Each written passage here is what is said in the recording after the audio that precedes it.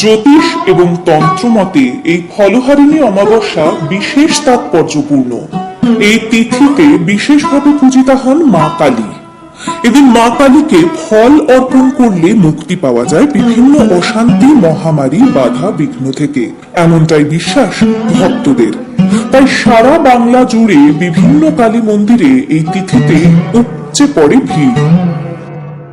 তবে জানেন কি, মা কালীর চরণে এই ফল অর্পণ কিন্তু আসলে প্রতীকী। জ্যৈষ্ঠ মাসের এই বিশেষ অমাবস্যা তিথিতে শুধুই যে মরশুমি ফল অর্থাৎ আম, জাম, কাঁঠাল ইত্যাদি মায়ের চরণে অর্পণ করা হয় তাই না। এদিন আসলে ভক্ত তার কর্মফল অর্পণ করেন মোক্ষ প্রাপ্তির জন্য।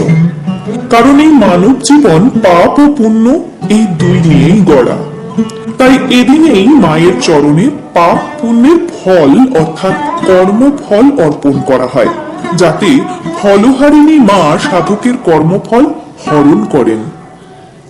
1820 বঙ্গাব্দে জ্যৈষ্ঠ মাসের অমাবস্যা তিথিতে শ্রী রামকৃষ্ণ পরমহংসদেব দক্ষিণেশ্বরে আদ্যাশক্তি সগুণ রূপের পুজো করেছিলেন।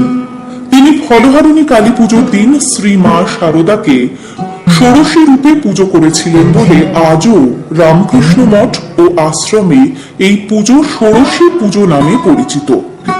ভক্তদের বিশ্বাস, ফলহারিণী কালী পুজো করলে বিদ্যা, কর্ম ও অর্থভাগ্যের উন্নতি ঘটে, প্রেম প্রণয়ে বাধা দূর হয়, দাম্পত্য ও সাংসারিক জীবনেও সুখ শান্তি লাভ হয় ও সাধকের জীবনে মোক্ষ ফল প্রাপ্তি হয়।